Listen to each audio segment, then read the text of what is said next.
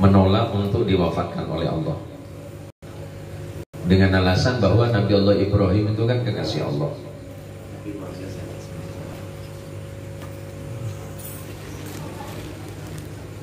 Sebentar.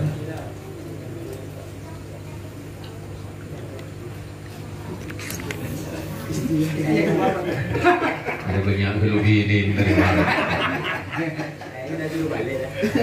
Dari burung si wali mana? Cuma di persegi. Jadi ternyata Nabi Allah Ibrahim itu kan menolak.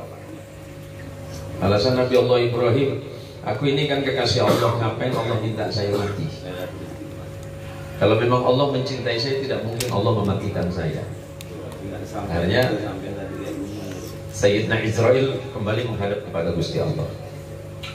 Dan ternyata jawaban Allah kepada malaikat Israel alaihissalam, sampaikan kepada Ibrahim, Ibrahim kan mencintaiku dan aku mencintainya, dan kemudian aku berikan gelar Khalilullah. Aku mencintai Ibrahim dan Ibrahim sangat mencintaiku. Apakah mungkin Ibrahim yang mencintaiku tidak mau bertemu dengan yang dicintainya? Konon kita kan selalu bilang mencintai Allah, dan Allah mencintai kita. Nah, apakah mungkin kita ini mencintai Allah tapi tidak mau ketemu dengan Allah yang kita cintai?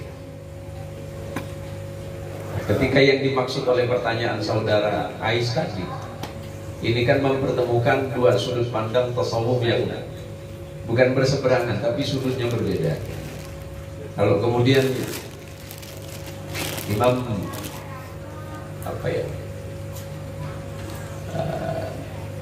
Imam Baghdadi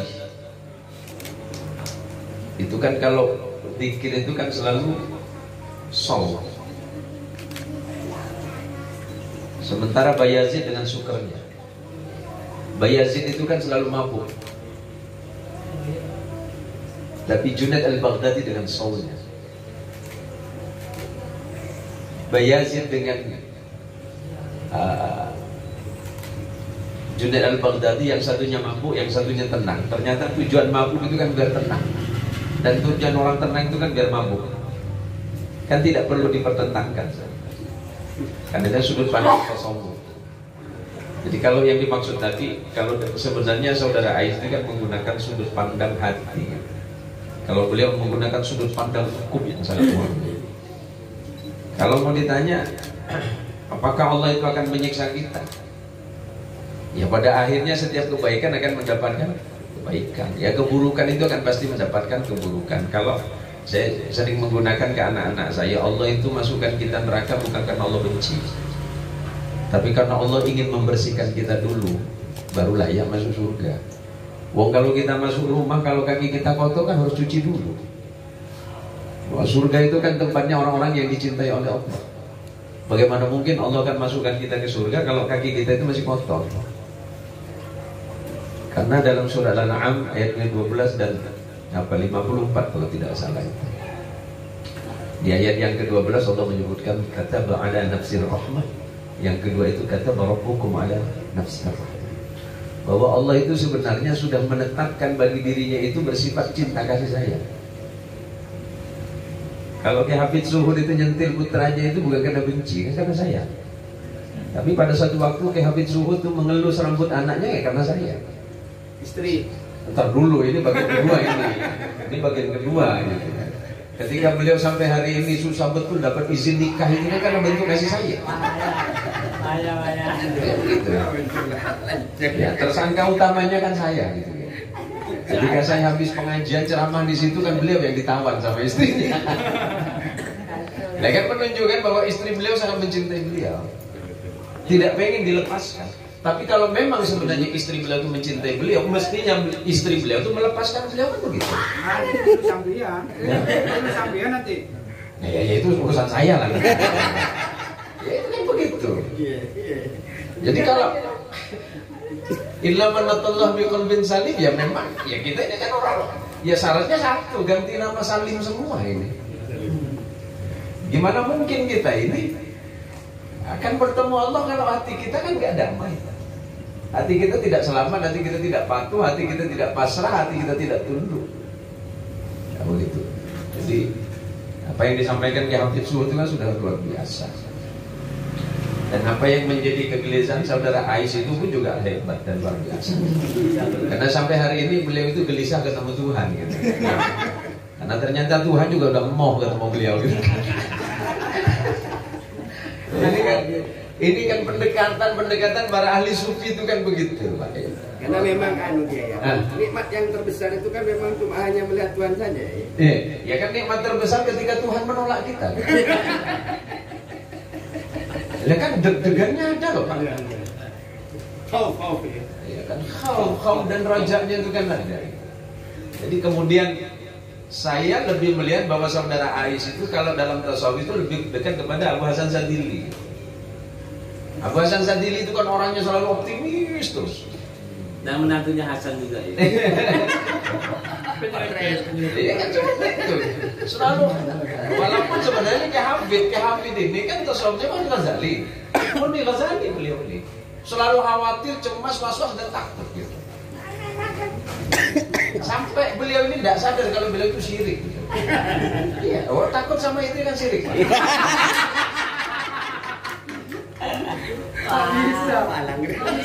Dan itu syirik paling berat itu. Kok bisa gitu loh? Hah? Bilang sirik takut sama istri. Nah, iya kan kalau menduakan kekuasaan Allah itu. Ternyata istri kita hari ini lebih dominan daripada Allah. Sebenarnya sama tuh. Alamat di rumah atau gongguan dia. Alamat Ya ini kan, ini sebenarnya bisa yang bahas ini kan. Ini kiai-kiai muda ini. Kalau saya ini kan hanya melihat dari sudut pandang tasawuf yang itu memang tasawuf itu saya pernah ditanya. Pinteran mana sama Nabi Allah Khidir sama Nabi Allah Musa? Saya bilang ya Nabi Allah Musa. Cuma hikmahnya itu ada di Khidir. Wong Nabi Allah Khidir ditanya sama Nabi Musa nggak bisa jawab. Kenapa begitu? Ya karena Nabi Musa itu kan dekat sama Allah. Wong sakit gigi aja ngadu sama Allah.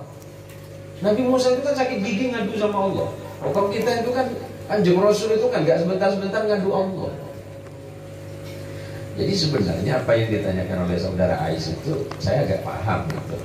Bahwa saudara Ais bilang tadi bahwa Allah itu jangan sampai tidak berpuasa gitu. Ya maksudnya apa? Jangan sampai Allah tidak mampu menahan kemarahannya kan begitu. Nah, apakah ini bagian dari cara Allah untuk mengatakan bahwa memang ya kalau kembali kepada hukum alam semuanya kan memang harus berakhir kan kira-kira begitu ya. Kembali kepada hukum alam ya memang alam sudah seperti itu. Hari ini kita bicara tentang Semeru. Tadi saya ketemu sama teman-teman BMKG. Ternyata ketinggian air hari ini dibandingkan tahun lalu sudah beda, Pak. Ketinggian air tahun lalu itu di atas permukaan air itu sudah di atas 1,5 meter. Hari ini 1,7. Apakah Allah itu marah? Enggak, itu proses alam. Tapi apakah kemudian Allah marah? Itu hak Allah. Itu kan cara Allah untuk mengingetin saya. Kan cara Allah untuk mengingetin kita. Kejadiannya di Semeru. Dengan begitu kan berarti kita ingat Allah. Coba bisa bayangkan sebelumnya kalau sebelum kejadian Semeru. Sebelum kejadian Semeru mungkin nggak ada zikir sambil lari-lari. Tapi setelah kejadian Semeru orang sambil lari sambil zikir. Sekarang pertanyaannya berapa banyak waktu yang kita habiskan untuk diskusi dengan orang lain dan berapa banyak waktu yang kita habiskan untuk bicara kepada Allah kan begitu. Ya, kalau menggunakan sudut pandang tasawufnya Bung Anu udah apa tadi? Pelopor ya. Udah pelopor ya. Punya duit nggak tuh? Nah ini saya pikir ini kan hanya perlu untuk sebenarnya sudut pandang yang berbeda saja, tapi ya tujuannya itu sama. Kalau Abu Hasan Sadili itu kalau kemudian tadi itu Junaid al-Baghdadi dengan saunya ketika berzikir itu dengan kelembutan, ya kalau Bayazid dengan mabuknya gitu, ya tujuannya kan sama itu juga. Jadi saya pikir ini diskusi sangat cerdas, ini diskusi yang sangat mencerahkan. Ya walaupun saya tadi ngangguk-ngangguk dengarnya itu sambil bingung juga mau jawabnya itu. Tapi daripada dibilang saya bodoh kan lebih baik saya jawab, Pak. Ini terima kasih waktunya ya. Kalau manatullahi qalbin salim ya kita sepakat lah bahwa mau dengan cara apapun ya Bahkan ketika Kanjeng Rasul itu tengah melewati sekelompok orang yang berzikir sambil teriak-teriak, kemudian sahabat bertanya, apakah itu benar ya Rasulullah? Benar itu. Tapi ketika Rasulullah kali waktu melihat orang berzikir itu diam, apakah benar itu Rasul? Iya benar. Ya sebenarnya kan bagaimana mengungkapkan rasa bahagia bertuhan saja.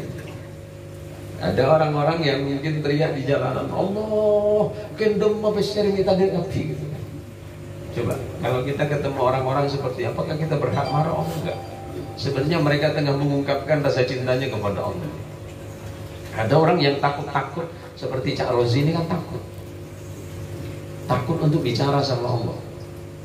Kalau Kang Ais ini kan terlalu nekat ya. Belasan.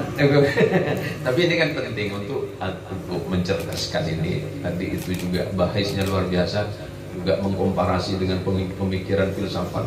Jadi saya tak mau ngomong filsafat juga daripada dianggap goblok gitu kan. Ya karena dalam filsafat itu dijelaskan inserta mori inserta. Mati itu pasti, yang tak pasti itu kapan, itu aja. Ya mau enggak atau enggak, mau iya mau enggak, ya kita setiap hari ketemu Tuhan. Status. Aduh status nih. Juga di roh muslim itu. Begitu ya. Terima kasih. Mudah-mudahan bermanfaat. Assalamualaikum warahmatullahi wabarakatuh.